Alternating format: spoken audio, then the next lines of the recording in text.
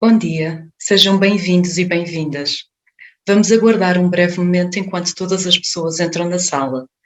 Informamos que esta sessão é gravada e transmitida ao vivo através do canal de YouTube do INA. Mais uma vez, bom dia a todos e a todas. Damos início ao webinar Reconhecer a Diversidade, Promover a Igualdade, Oportunidades e Estratégias de Inclusão. Esta iniciativa insere-se no âmbito do Plano Nacional de Combate ao Racismo e à Discriminação. Pretende-se refletir sobre os princípios que estruturam este Plano Nacional, em especial sobre o princípio da intervenção integrada no combate às desigualdades, partindo da partilha e análise de experiências concretas, ações e projetos desenvolvidos pelos oradores para promover a igualdade e os direitos humanos nos diversos planos da vida pública. À semelhança das anteriores conferências organizadas pelo INA, esta sessão terá a interpretação para a língua gestual portuguesa, que será assegurada por Ana Rodrigues, da Associação de Tradutores e Intérpretes de Língua Gestual Portuguesa, a quem agradecemos desde já. Hoje temos a honra de contar com 3 oradores de renome. São eles: Ana Patrícia Costa Fernandes, investigadora do Centro de Ética, Política e Sociedade da Universidade do Minho; Maria José Vicente, da Rede Europeia Antipobreza; e Danilo Cardoso, membro do grupo Educar, Educação Antirracista, que esperemos que ainda se consiga juntar a nós ao longo deste debate, pois está temporariamente retido por problemas técnicos. O debate será moderado por Paula Cardoso, da Rede Afrolink. Informamos que a sessão é gravada e transmitida em direto através do canal de YouTube do INA. As questões que os participantes queiram colocar devem ser feitas através da ferramenta de perguntas e respostas disponível em baixo no ecrã e indicada por QIA, do inglês Questions and Answers. Passo a palavra à moderadora do debate, Paula Cardoso. Muito obrigada e boa sessão. Grata, Manuela, por esta magnífica introdução. Boa tarde a todas as pessoas que nos acompanham, boa tarde também ao nosso painel, no caso de oradoras, porque o nosso orador ainda não se juntou, portanto Maria José Vicente e Patrícia Fernandes.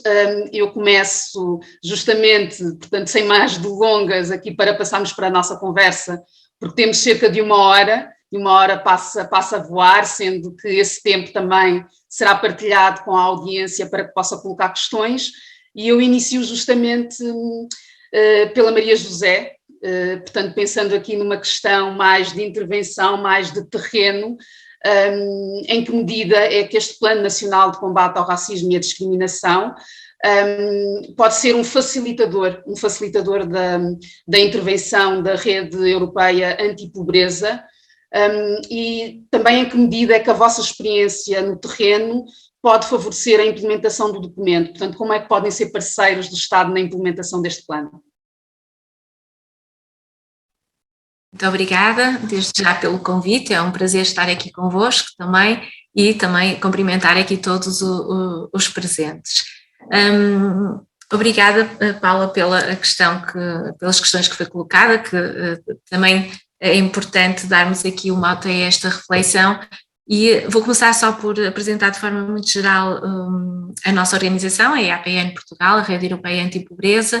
Estamos a celebrar neste momento os 30 anos de existência em Portugal, por isso já temos aqui uma longa experiência no que diz respeito ao combate à pobreza e à exclusão social.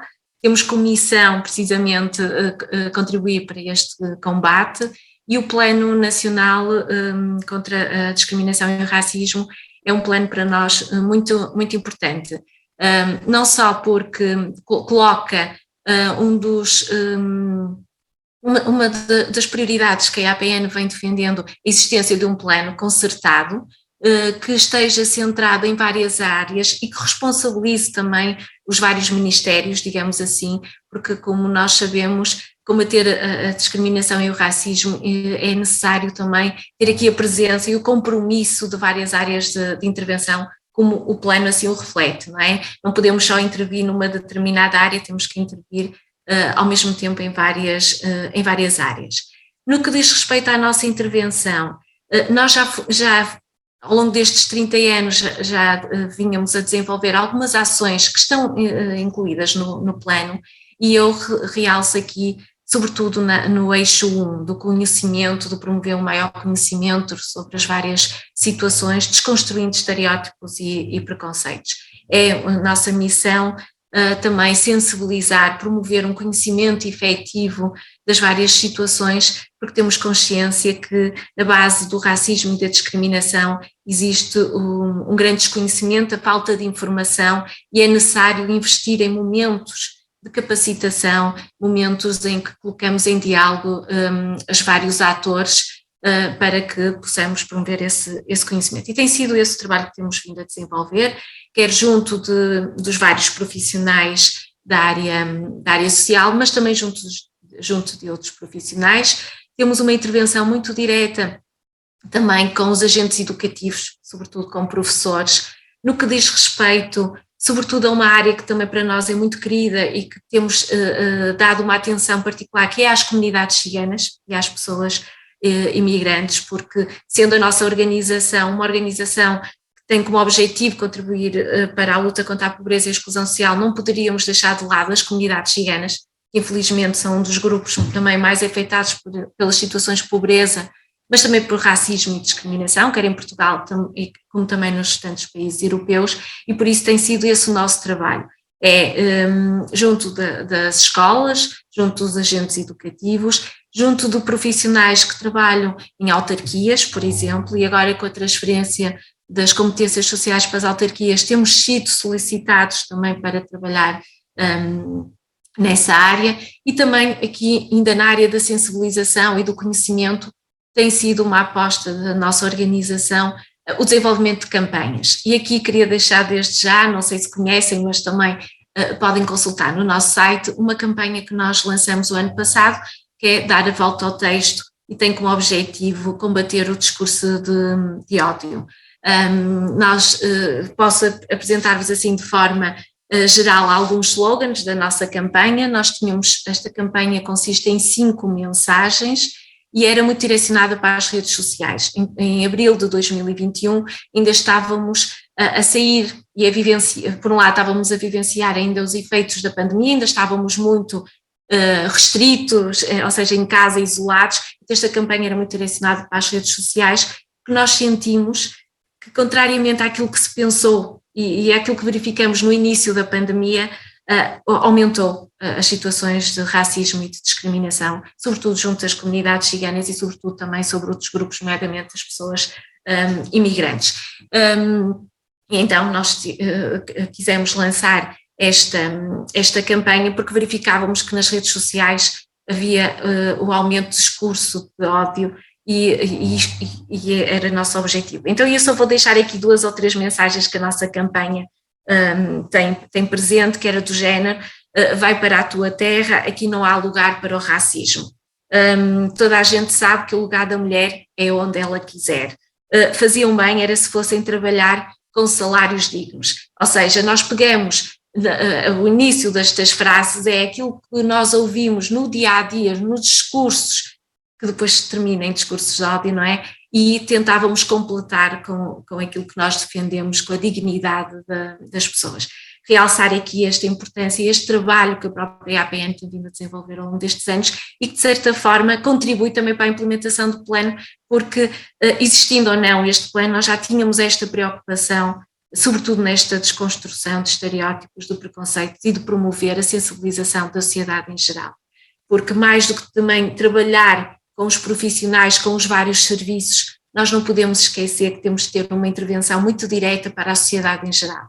Isto depois abrange todas as áreas: a área da habitação, a área da educação, a área da saúde. Se combatermos esta falta de conhecimento sobre determinados grupos, não é? Sobre determinadas pessoas, sobre determinadas culturas, etc., estaremos a promover uma melhor inclusão de todos os cidadãos. E todos os cidadãos têm que ser chamados para a implementação deste plano. Não é só as organizações, não é só o governo, não é só as instituições sociais, não é só a sociedade civil, mas cada um individualmente tem que também fazer parte efetiva deste plano nacional contra o racismo e a discriminação. Paula, não me quero alongar muito mais, mas depois também estarei aqui para esclarecer mais alguma questão. Não sei se fui clara.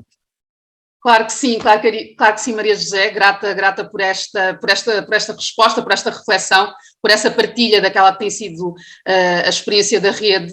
Eu, de facto, já conhecia a campanha e parabenizo justamente a iniciativa, porque é algo que importa fazer, não é? Esta questão de pegar naquilo que é ouvido e trazer um lado que seja construtivo, que seja desconstrutivo também daquilo que está a ser apresentado.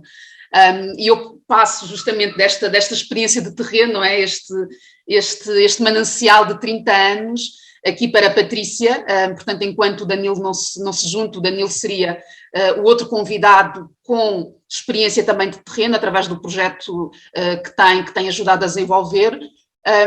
Patrícia, eu começo já aqui por dar também os parabéns a Patrícia pelo prémio que foi conquistado o prémio Res Pública, portanto 2021, com um ensaio intitulado A Nova Direita no Século XXI, Identitária, Nacionalista e Cristã. E eu, Patrícia, pergunto que comportamento é que nós podemos esperar desta nova direita a partir da implementação de políticas públicas marcadamente antirracistas, como aquelas que estão plasmadas neste plano nacional e que prevêem medidas como a recolha de dados étnico-raciais e também a adoção de cotas de acesso ao ensino superior para alunos de territórios considerados menos privilegiados. Portanto, como é que nós podemos então, que comportamento é este que nós podemos esperar? Boa tarde a todos, estão a ouvir-me bem? Perfeitamente, Patrícia. Sim, Paula? Perfeito. Obrigada. Começo naturalmente por agradecer o convite, é um gosto estar aqui. A minha intervenção será sempre mais teórica, portanto eu não faço o meritório trabalho de campo que os restantes oradores fazem. O que eu tenho feito é refletir sobre, até de uma perspectiva filosófica, sobre as condições políticas, e no ano passado, como a Paula partilhou, escrevi um ensaio sobre a nova direita. É um tema que me interessa explorar, no fundo um bocadinho os extremos, trabalho a nova direita e a nova esquerda, e vou tentar partilhar aqui algumas ideias que sirvam de reflexão e um pouco de discussão sobre esta temática. Tem que começar inevitavelmente por uma nota académica, é quase impossível a um investigador não o fazer, é muito complexa a definição do que é a extrema-direita ou a direita radical, há muita discussão sobre o assunto, há poucos consensos, e eu queria definir um bocadinho aquilo o que é a nova direita, para sabermos de que é que estamos a falar e qual é o ponto de partida de que eu vou partir. Que a nova direita, neste ensaio e dedicada àquilo que é o movimento da nova direita no século XXI, são movimentos, podem ser partidários ou não, que se inspiram na nova direita francesa dos anos 70, que é identitária e liberal. O que eu tentei fazer nesse ensaio foi, no fundo, mostrar as origens da nova direita, digamos assim, a nova direita do século XXI, de que forma é que ela recupera os valores da velha nova direita, e recupera esses valores, nomeadamente a identitária, um movimento identitário, o liberalismo e o nacionalismo, acrescentando-lhe uma dimensão religiosa, apelando aos valores do cristianismo que não estavam presentes na nova direita francesa. Esta nova direita pode ou não usar o populismo, não é necessariamente populista, pode usar estratégias populistas de conquista de poder, no fundo, para conseguir o sucesso político, e tem diferentes manifestações que dependem do contexto nacional, nomeadamente nos Estados Unidos. Assume uma dimensão mais nativista e por isso muito associada à identidade branca, até por resposta aos movimentos do Black Lives Matter, mas por exemplo em França reage muito mais à questão religiosa em resultado aí da imigração, e portanto há toda uma série de de traços que vêm dessa afirmação identitária, e lá está, cristã, por oposição, nomeadamente à imigração muçulmana. Em Portugal, o partido que mais se aproxima destes valores não é novidade para ninguém, o Chega, embora não seja assim tão linear, porque o Chega, como também é bastante discutido na praça pública, o Chega tem origens complexas.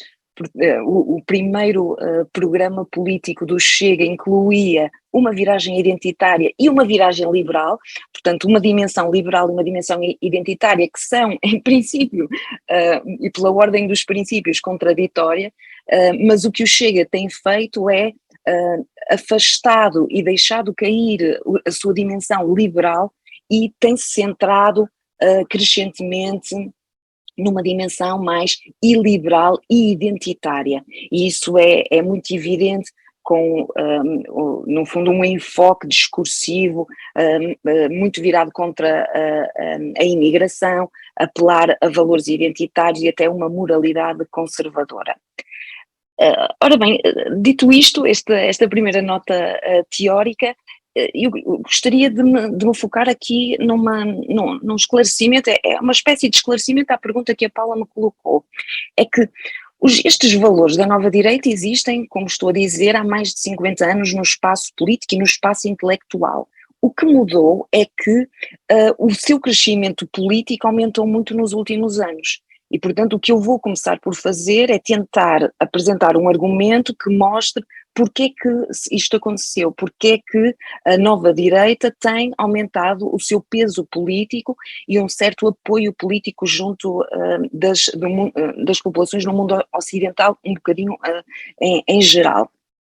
Isto não significa, parece-me, embora possa ser algo de discussão, claro, que todas estas pessoas que passam a partilhar ou a apoiar estes partidos ou estes movimentos partilhem os princípios da nova direita. Significa é que eles se aproximam daquela mensagem por uma série de fatores que têm vindo a registar-se no contexto ocidental e que fazem com que eles procurem nessa mensagem um certo apoio político. E o principal fator para isso parece-me ser o ressentimento. Portanto, o ressentimento é um sentimento que tem uma dimensão política muito forte, é muito desperta posicionamentos políticos muito fortes, e esse ressentimento tem vindo a resultar de vários fatores. Por um lado, nos Estados Unidos nós sabemos que a vitória de Donald Trump em muitos estados norte-americanos resultaram da perda de emprego e no fundo da perda de certas condições de vida e perda de um certo estatuto social que cabia a determinadas famílias que viviam muito da indústria norte-americana e que perderam os seus trabalhos, mas também resulta de um certo sentimento de não se conseguir acompanhar as mudanças, nomeadamente tecnológicas, que fazem-nos sentir sempre em atraso, uma certa incompreensão sobre o que está a acontecer, e por outro lado um ressentimento que resulta de uma mudança que também tem a ver com a perda das referências morais e religiosas. Mas para além destes fatores, eu destacaria que o ressentimento pode resultar de dois aspectos que estão presentes no Plano Nacional de Combate, e por isso é que eu queria colocar em cima da mesa para que possamos também, se tivermos essa oportunidade, de refletir um bocadinho sobre eles.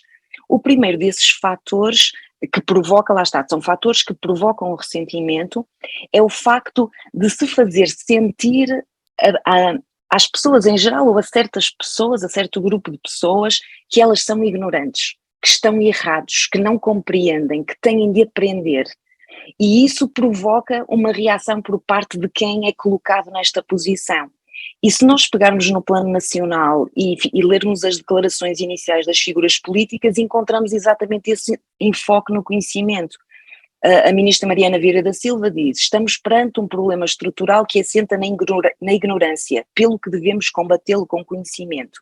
E a secretária de Estado para a Cidadania e a Igualdade, no texto a seguir, diz: o governo decidiu reconhecer que é necessário mais conhecimento. Nós podemos concordar ou discordar desta afirmação. Eu estou aqui a tentar mostrar que este tipo de afirmações o que faz é provocar um sentimento de menorização, de uma certa vergonha e de uma certa humilhação, que leva a uma reação instintiva de procura de alguém que nos proteja, que diga que nós temos razão, porque ninguém gosta de estar errado. O segundo elemento prende-se com as limitações da expressão.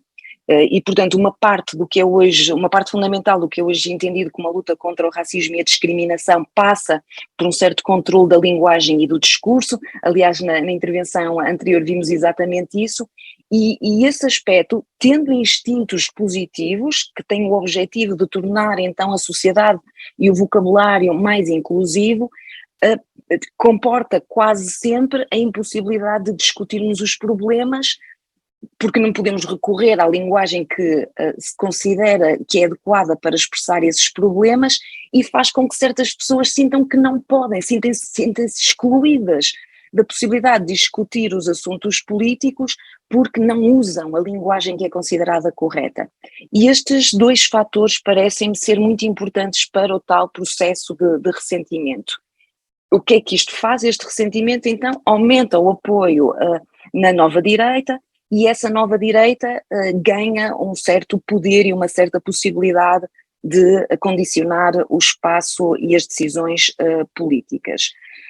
Muito rapidamente, então, quanto aos dois tópicos que a Paula convocou: por um lado, os dados étnico-raciais, ou a recolha desses dados, e por outro lado, a adoção de cotas. Eu gostaria de notar, relativamente aos dados étnico-raciais, que, como eu já disse, a nova direita é identitária e, portanto, está muito preso ou muito presa ou dá particular atenção à identidade. É o reverso, é o espelho de uma esquerda identitária. O que significa que, curiosamente, não é lógico nem automático que eles tenham problemas com a recolha desses dados.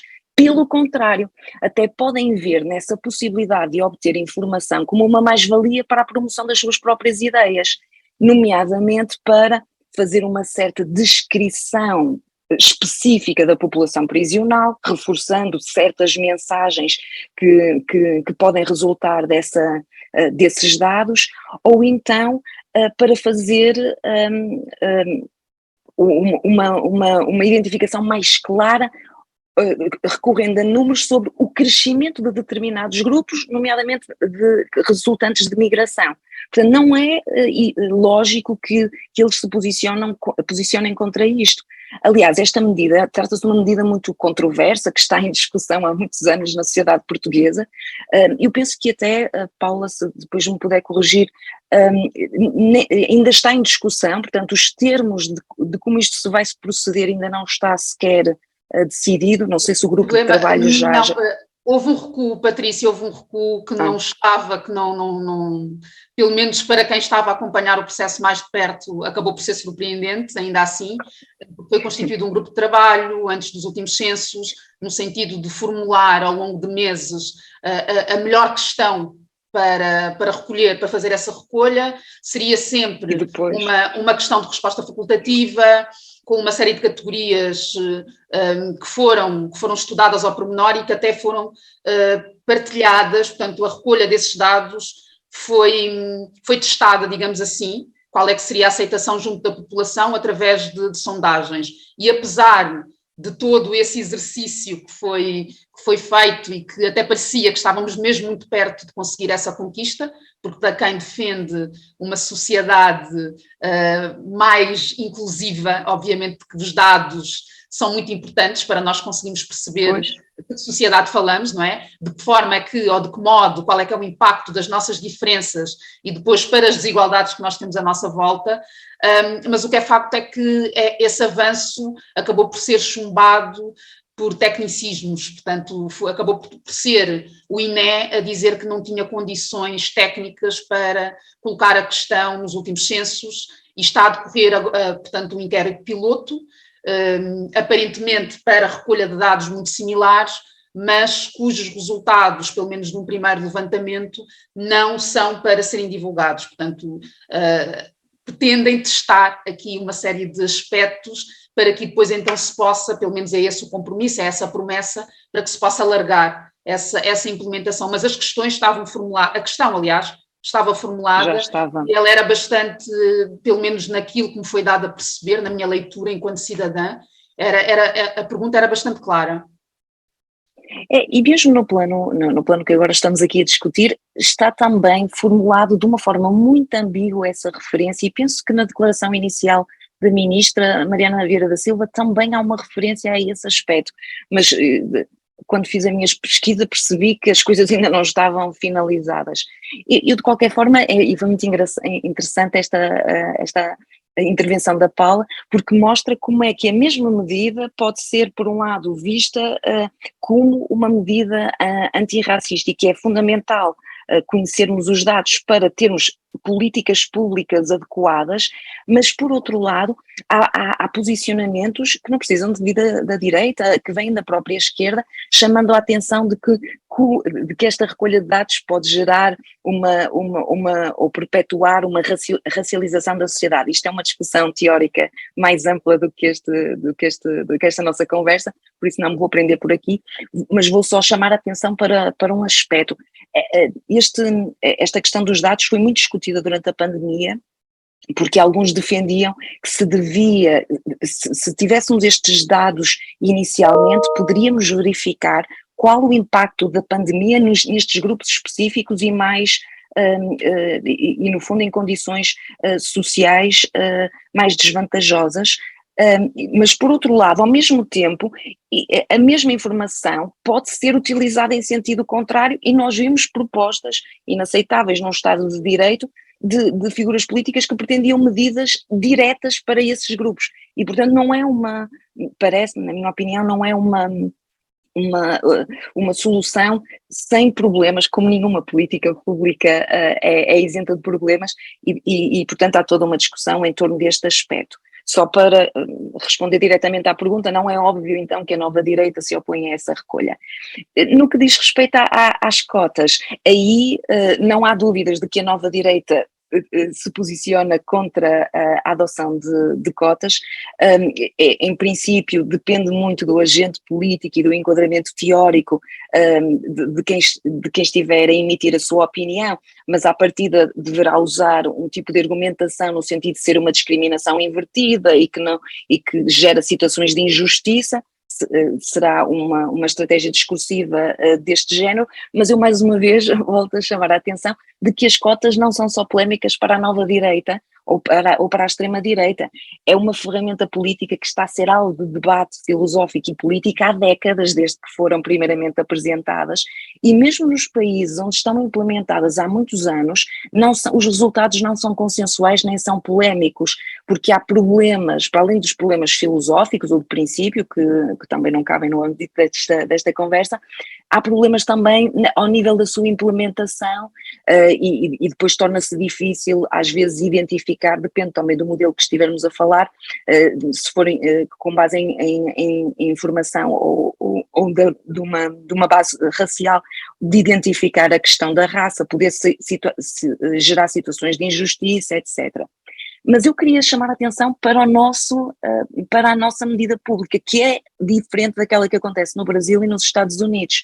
É que o nosso Plano Nacional não prevê cotas raciais.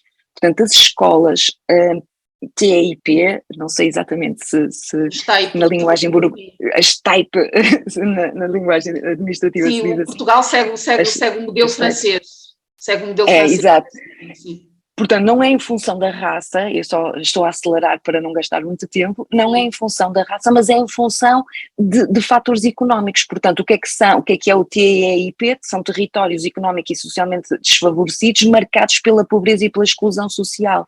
E isto também é uma provocação para não sei, porque penso que a Paula tem uma posição muito concreta em relação a isto, mas penso que muitas associações antirracistas até pretendiam que se avançasse para cotas raciais, não sei se é o seu caso, mas aqui mantemos o marcador da classe social em detrimento da raça, e que nos leva também a uma outra discussão mais teórica.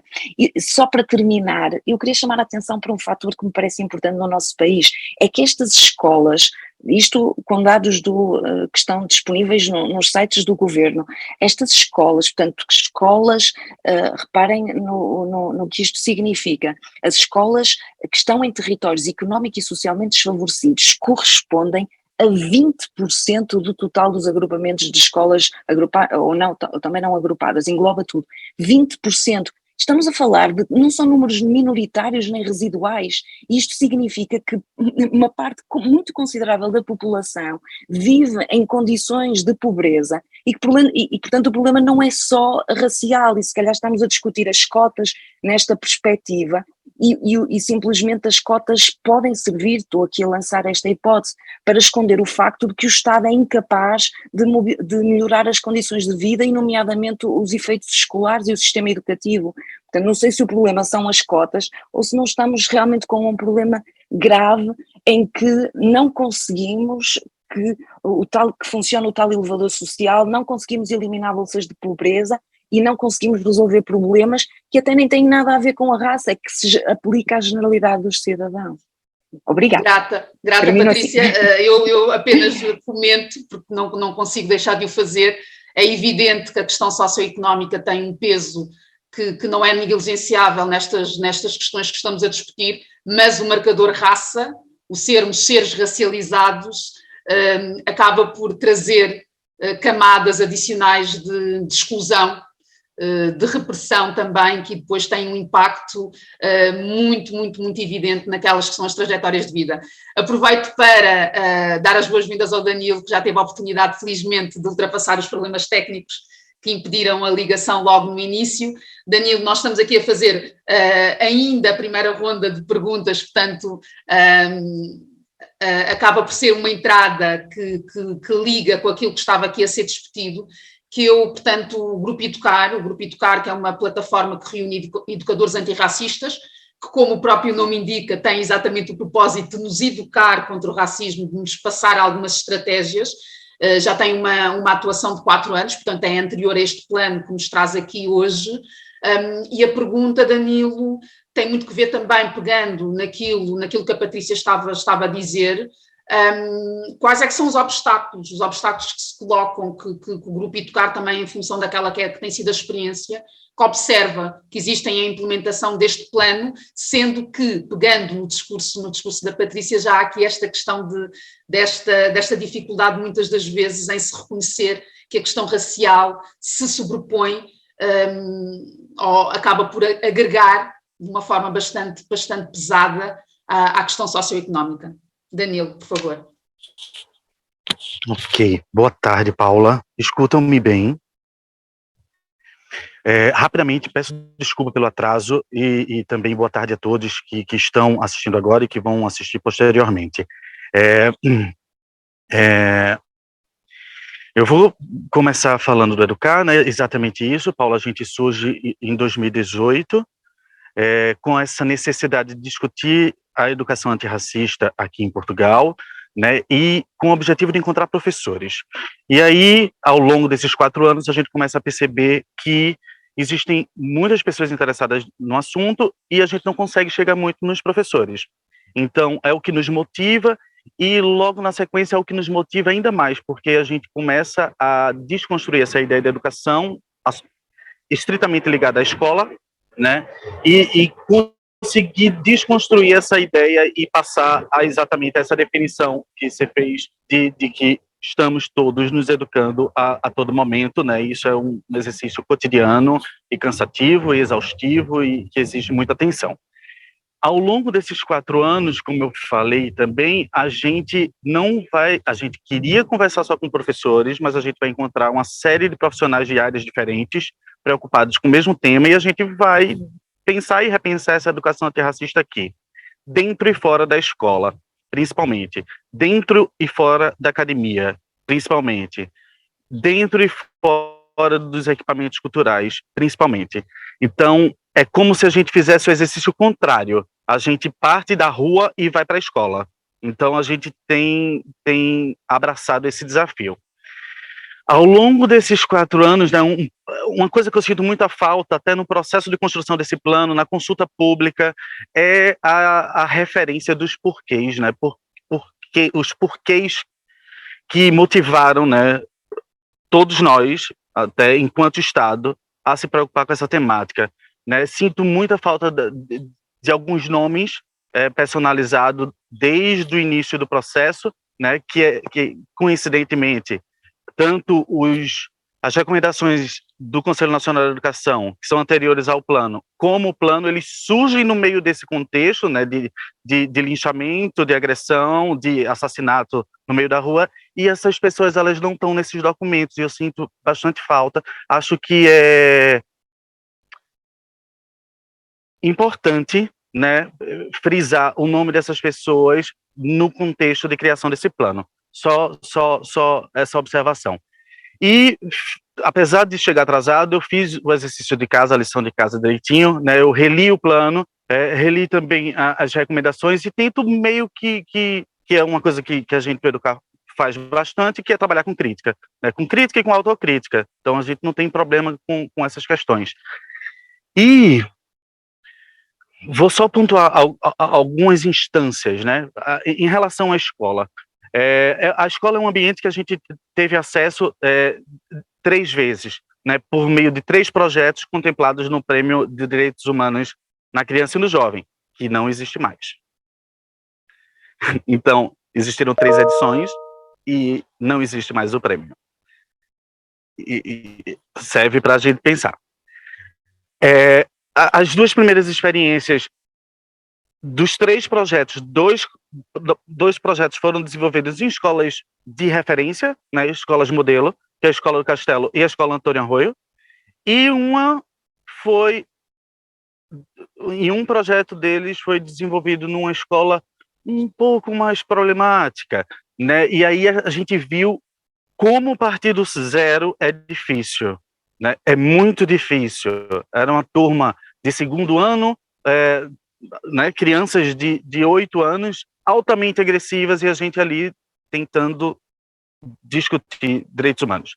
Então, essa é a grande questão que fica para a gente, né? Tipo, como a escola está distante da rua, né? E como é difícil dialogar com essa escola, como é difícil entrar nessa escola, como ela é burocratizada, como ela dificulta o próprio trabalho da educação, né? Isso não sou eu que estou falando, peço sabedoria na escuta, certo? Até porque eu sou imigrante, mas posso também partilhar depois uma série de referências de intelectuais portugueses que já fizeram isso.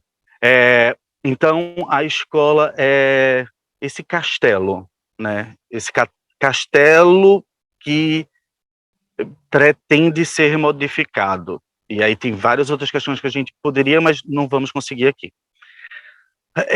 A outra questão que eu também queria destacar é a questão do ensino superior. Até aproveitando, porque a gente já passou aí por dados, eu não estava presente, mas eu assisti a apresentação da Maria José, Maria José, e da Patrícia, e vou partilhar a posição que tive como convidado de uma pesquisa desenvolvida pelo CRIA, principalmente, junto ao Educar e a Associação Kazumba, e financiada pela FCT. Foi a pesquisa de racismo e xenofobia, a normalização dos discursos de ódio no espaço público da internet. Vou só dar uma ilustrada, ok? A pesquisa já finalizou, tem resultados públicos que podem ser acessados, mas só uma questão, né? E aproveito o espaço só para... Não é uma crítica, pode ser lido como... É uma ilustração. No processo de construção, né, de formação da equipe, por exemplo, a gente questionou várias vezes internamente, né, como é que a gente precisava contratar bolsistas. Primeiro, que nem eu, nem a Ana Estela Cunha, antropóloga, presidenta da Kazumba, a gente pôde receber nenhum tipo de recurso da FCT, porque o argumento utilizado era que havia um conflito de interesses. Então, a gente participou mesmo assim, e quando foi no processo de contratação dos bolsistas, a gente pensou, né, tipo, para analisar discurso de ódio no espaço público da internet, tem que ser pessoas racializadas, né, não faz o mínimo sentido contratar, né, intelectuais que compõem a branquitude para fazer análise do discurso de ódio.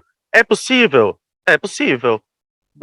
A pesquisa pode acontecer nessas circunstâncias? Pode acontecer nessas circunstâncias, mas o que é que a gente quer, né? Então, a gente teve essa discussão internamente até para problematizar essa questão da pesquisa, né? Fazer uma pesquisa temática, né? A gente tinha um coordenador branco português coordenando a pesquisa, né? E faz muito sentido para a gente, principalmente porque essa equipe composta de 6 investigadores, 4 eram brasileiros, a gente pensou, tipo, não é só fazer pesquisa teórica, a gente precisa bagunçar no sentido positivo e produtivo e frutífero, como se faz, né? Então, a gente sabe que não pode haver, né, inconstitucional você ter alguns procedimentos de seleção, mas para a gente fazia mais sentido pessoas racializadas, né, participando.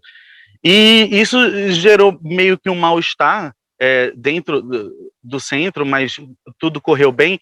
Mas só para ilustrar tipo, o quão problemático, quando eu reli esse plano nacional nesses últimos dias, eu fiquei pensando muito em quem está participando desse processo todo, né? Quem está protagonizando esse processo todo, né? E fico com uma certa sensação de romantizar esse antirracismo, né? De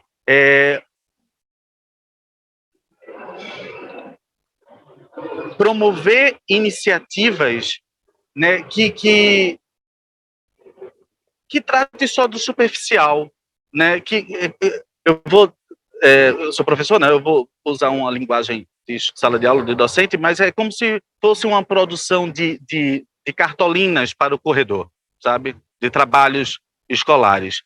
E aí eu fico pensando muito aonde vamos chegar, aonde queremos chegar juntos, né? Já que estamos todos aqui. E fico com essas questões, né? Tem outra questão que ela mais ou menos se costura com tudo isso, que é a questão das formações, né? Eu tenho uma formação que ela também passou por um percurso, né? Eu ofereci essa formação para a Associação de Professores de História, que é uma das parceiras que está citada, né, dentro do Plano Nacional de Combate ao Racismo e à Discriminação, e no processo todo, né, ela foi acreditada. Eu passei por um processo de ter que revisar algumas palavras, senão ela não seguiria para o MIUM, para a acreditação. E como eu não sou formador, como eu não tenho o certificado, né, quem assinaria seria o Miguel Barros, que é o presidente da PH. E eu aceitei essa condição, ela foi acreditada, e depois eu fiquei pensando assim, opa, o que está acontecendo? Tem alguma coisa minha saindo da minha mão, né? E aí eu fiquei pensando muito nessa questão da desburocratização, né? Tipo, como executar todo esse plano que supostamente ele está muito bem alinhado, né? Tem muitas boas intenções, mas como é que a gente pode fazer isso, né? Tipo, quem serão esses formadores que dialogarão com esses professores que não têm formação, né, específica para isso? Como é que a gente vai aferir essa competência? Quem vai aferir? Tipo, será que a Universidade do Minho tem essas referências para poder para aferir essa competência, né? Então, eu acho que esse plano nacional de combate ao racismo e à discriminação, ele pode ser muito mais do que ele está lá escrito, né? Com uma série de atividades, né? Em várias áreas, com algumas fragilidades, né? Mas ele pode ser mais se a gente tiver preocupado em quem vai protagonizar esses processos e o como isso vai se dar. Então, desde antes do surgimento desse plano até agora, eu acho que tem várias questões que podem servir de forma produtiva e frutífera para a gente conseguir chegar mais longe, né? Mas são problemas que eles precisam ser pensados. A gente não pode fechar os olhos, né? E deixar só algumas pessoas fazerem, né? Todo mundo tem que fazer.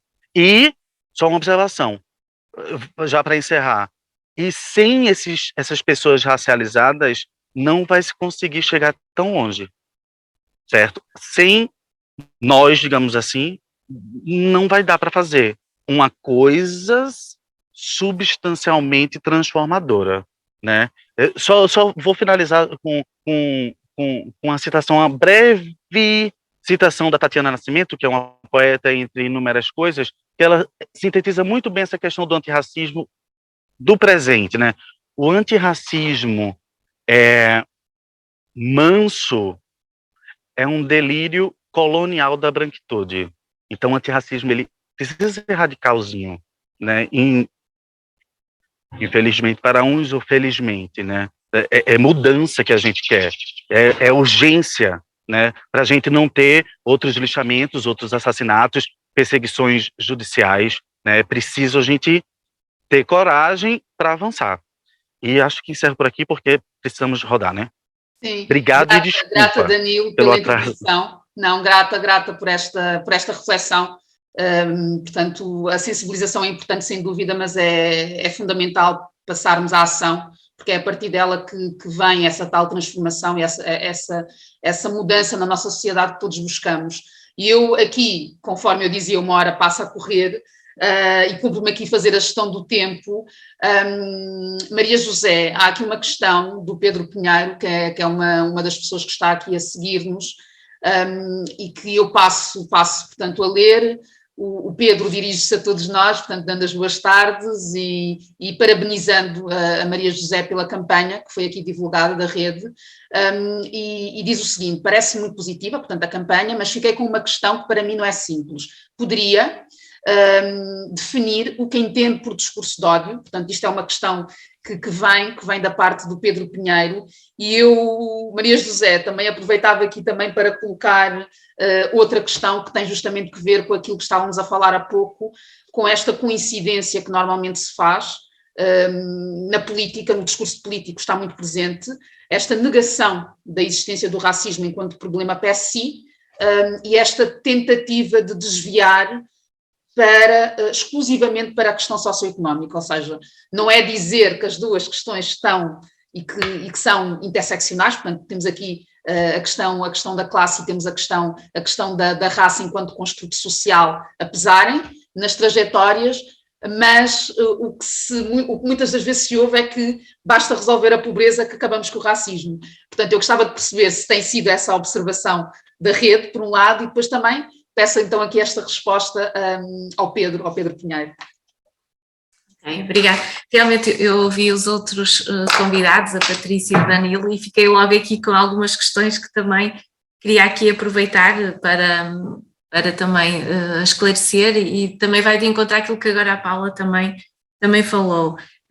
Desde logo que eu acho que as questões da pobreza e da exclusão social estão diretamente relacionadas com a existência do racismo e a discriminação e vice-versa, não é? Não é por acaso que é nos momentos de crise económica e social que nós também vemos que há o aumento destas situações, e há sempre a tendência para culpabilizar as pessoas, não é? Nomeadamente as comunidades ciganas, os imigrantes, até as pessoas em situação de pobreza e exclusão, até alargando aqui mais estes grupos que são sujeitos a estas situações. E isto é um ponto que importa aqui destacar, e depois também destacar a questão de que, havendo um conjunto de estereótipos e de preconceitos, faz com que determinadas pessoas, determinados grupos, não tenham o mesmo acesso ou as mesmas oportunidades de acesso a um conjunto de direitos. E eu vou-me focar nas comunidades ciganas, porque realmente é a área que eu acompanho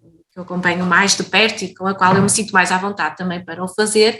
Por exemplo, nós muitas vezes investimos na escolarização de pessoas da etnia cigana, realmente cada vez mais verifica-se esta aposta, cada vez mais temos pessoas da etnia cigana escolarizadas com ensino superior, as licenciaturas, mas que ainda esbarram na entrada e no acesso ao mercado de trabalho. Isto, claro, que as vai remeter para uma situação de pobreza, de exclusão, etc. O mesmo no que diz respeito à habitação. Há muitas pessoas da etnia cigana que não estão necessariamente ou não possuem um rendimento mínimo, digamos assim, ou estão numa situação de pobreza económica, digamos assim, mas que realmente não conseguem aceder a uma habitação, mesmo privada, para comprar ou para alugar, porque muitas vezes lhes é negado só pelo simples facto de serem da comunidade cigana, não é? Por isso eu acho que uma coisa está interligada e temos que quebrar este círculo vicioso, e porque depois, mesmo as pessoas não estando à partida numa situação de pobreza, acabam por ficar porque realmente não têm as mesmas oportunidades e as mesmas, no que diz respeito ao acesso a estes bens. Depois também de chamar aqui a atenção para outra questão que está em cima da mesa e eu acho que também é importante e que temos que interligar, que é a existência de uma estratégia nacional de combate à pobreza e exclusão social, que foi recentemente aprovada e que vai até 2030 e que também destaca aqui algumas medidas específicas para alguns grupos mais desfavorecidos, nomeadamente aqui a questão dos imigrantes, das comunidades ciganas e por aí fora. E também haver aqui uma maior articulação entre as várias estratégias existentes, não é? Portugal tem várias estratégias, mas depois também tem que haver aqui uma articulação entre as várias estratégias. Há uma estratégia nacional também para a integração das comunidades ciganas, há também uma estratégia para as pessoas imigrantes e parece-me que às vezes falta esta articulação entre as várias estratégias. Depois outra questão que o Danilo levantou e que eu concordo perfeitamente, que é a questão com quem? Quem é que está a protagonizar estas ações, etc. E aqui remeter para uma medida que o próprio plano tem, que é a questão do mediador intercultural. E eu faço aqui esta questão do mediador intercultural porque eu acho que tem que haver uma aposta neste instrumento, nesta figura e sobretudo aqui apostar na carreira também do mediador intercultural, que tem sido uma figura fundamental de também quebrar estes estereótipos, preconceitos e de promover efetivamente processos de inclusão.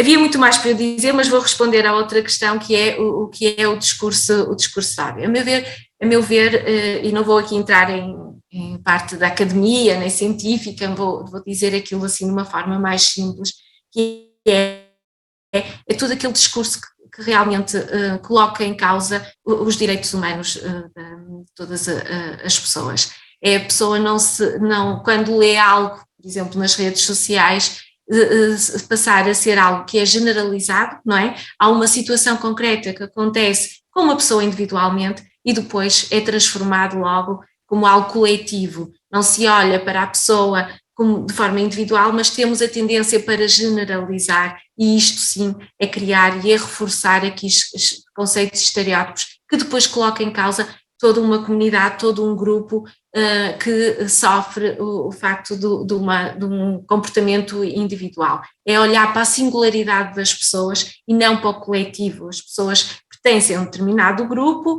a uma determinada cultura, por aí fora, mas as pessoas têm que ser vistas na sua individualidade. Cada pessoa é uma pessoa. E é isto que nós também temos que combater. E caímos nesse erro.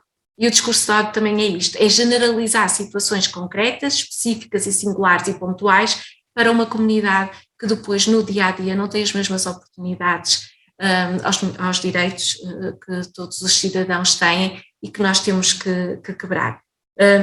Pronto, eram estas as mensagens que eu queria aqui acrescentar, porque realmente foram aqui referidas questões fundamentais e que me parece que há aqui uma ligação às questões da pobreza, porque automaticamente estas pessoas, não tendo as mesmas oportunidades por um conjunto de fatores que já foram aqui levantados e muito bem, vão acabar por cair numa situação de pobreza e de exclusão social que lhes é imposta, digamos assim, não é? E realmente as nossas políticas têm que estar melhor articuladas e também aqui outra questão que vai de encontro ao que o Danilo disse, que é as medidas, as ações, as intervenções têm que ser participativas e têm que ser participativas pelas pessoas que vão ser beneficiárias dessas ações.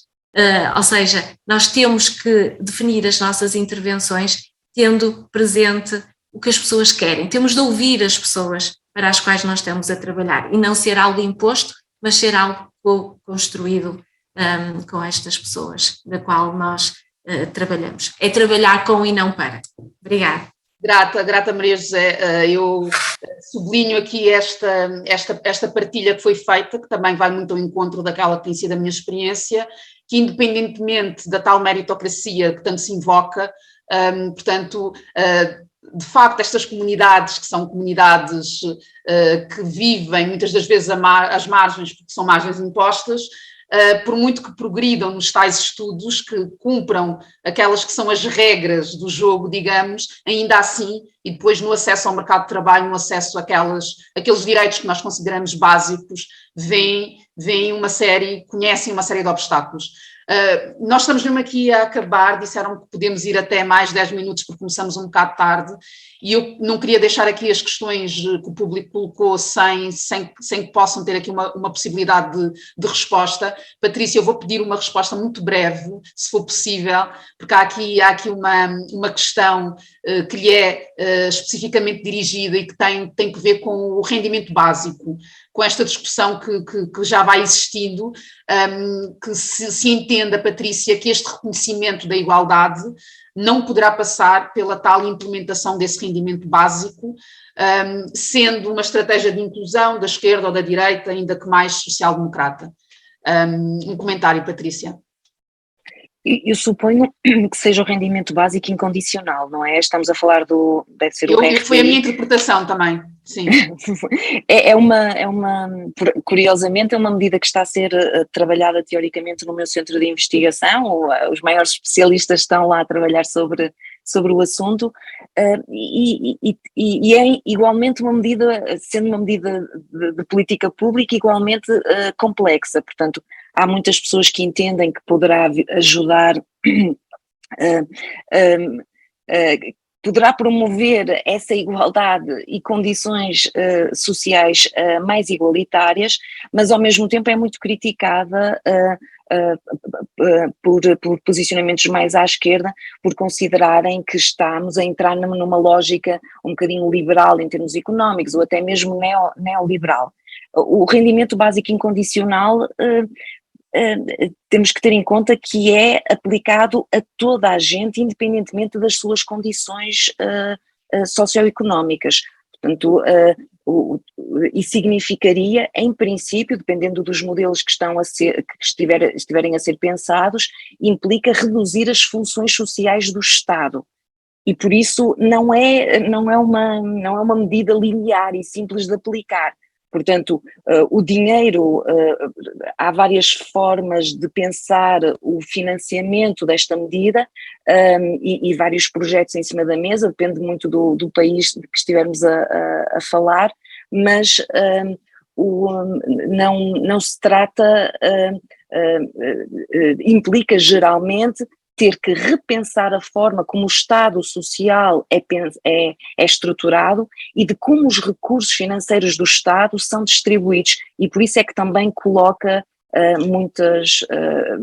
e gera muito debate, porque significa, é exatamente isso que eu estava a dizer, reformular a função do Estado e repensar as funções sociais.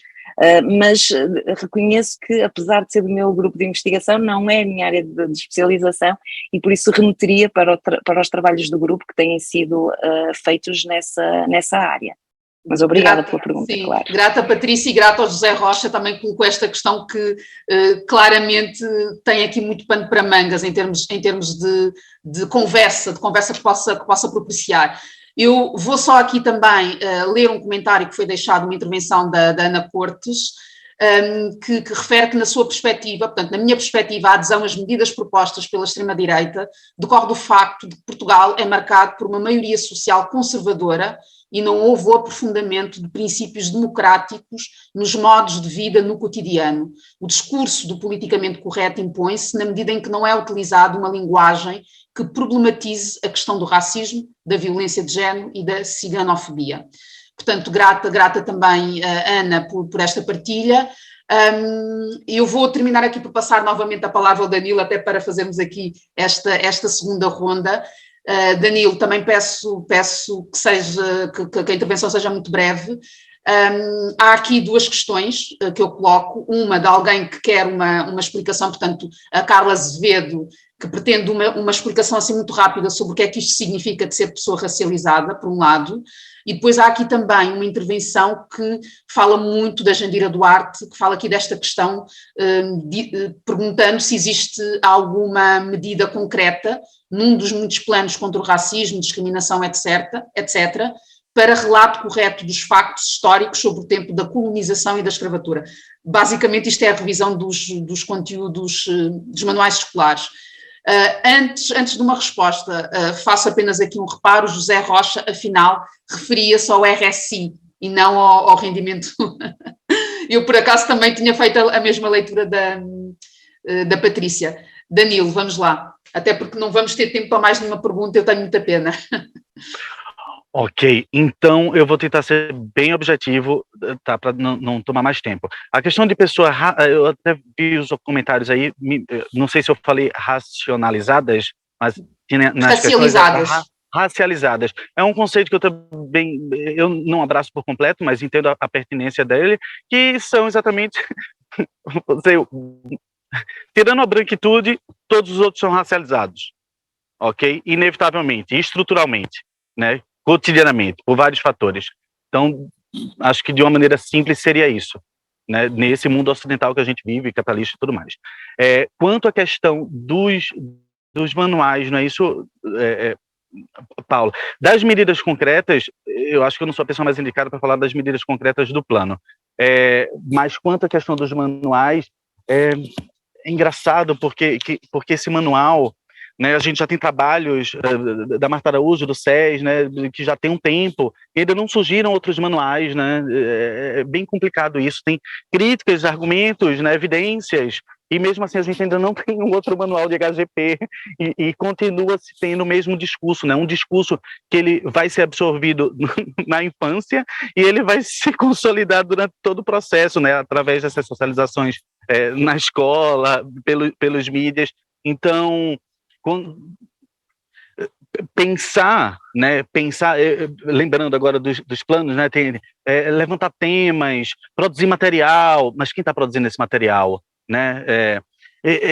Então, seria muito importante, né, o plano dialogar diretamente com essas pessoas racializadas para a gente conseguir, no mínimo, ressignificar essa história colonial silenciada e apagada, né? Eu acho que está mais do que na hora de todo mundo conseguir, com muita sabedoria, com muita disposição, com muito diálogo, com muita paciência, resolver tudo isso que se acumula e se arrasta aqui em Portugal, principalmente, né? Então, e quando você fala em mudar de narrativa, a gente pode ir para todos os lugares possíveis, certo? A gente pode ir para o manual de HGP, a gente pode ir para as pesquisas. Eu lembrei também na minha fala, né, que eu falei da questão da pesquisa, na área do ensino superior do plano, vem falando pesquisas sobre o tema, né? Várias pesquisas sobre o tema. E aí eu fico pensando, mas quem vai fazer essas pesquisas, minha gente, né? Quem é que vai se aventurar, né? Pensando muito, né, nessa branquitude universitária, acadêmica, né? Tipo, quem é que vai se aventurar a tocar nesse assunto se não está no lugar, né? Tipo, então vai se financiar pesquisas com temáticas específicas, mas sem esses corpos pensando e produzindo conhecimento, né? Então, tá para além dos manuais, todas essas questões de narrativa. É um exercício muito árduo e muito demorado, que vai levar tempo, mas se a gente tiver a oportunidade de discutir todas essas complexidades que estão constituídas, né, dentro de cada medida, de cada tópico, 2.2, 2.3, né, tem várias questões ali que a gente precisa ainda discutir ao longo do caminho para a gente conseguir apreciar esse fim, né, em 2025. Né, é uma década que a gente começou a produzir agora sobre a década, né, institucionalmente, né, pensando no Estado português. Foram várias coisinhas pontuais.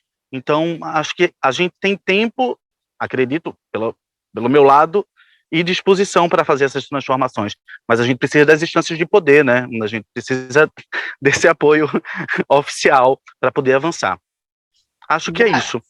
Grata, Danilo, e terminamos exatamente com esta nota de que precisamos deste apoio institucional. Portanto, o Estado tem de dar esse passo antes de qualquer um de nós, porque por mais que nós o façamos, há uma mensagem coletiva que tem de existir e que o plano acaba por trazê-lo e que esperamos que seja implementada exatamente conforme foi aqui partilhado, com a intervenção das pessoas que serão as beneficiárias principais de uma série de medidas que estão previstas.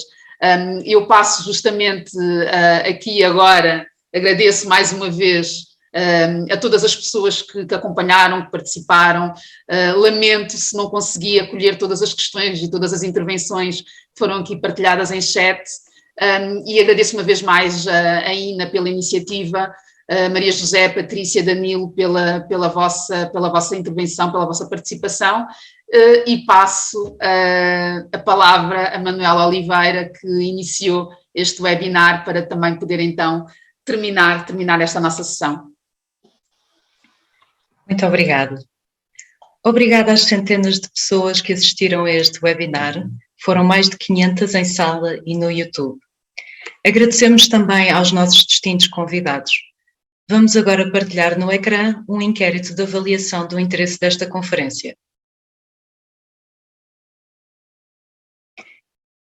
Informamos que já se encontram abertas as inscrições para a terceira sessão do ciclo de webinars sobre participação na administração pública, que terá lugar no próximo dia 24 de novembro, entre as 15 e as 16h15, com o tema Orçamento Participativo da Administração Pública. Fique atento ao site do INA e não deixe de se inscrever para poder participar neste debate que abordará a importância da participação na tomada de decisão e o impacto das experiências participativas. Podem ainda consultar e acompanhar todas as novidades e iniciativas do INA nas redes sociais, Facebook, LinkedIn, Twitter e Instagram. Mais uma vez, muito obrigada a todos e a todas que nos acompanharam ao longo deste debate. Boa tarde.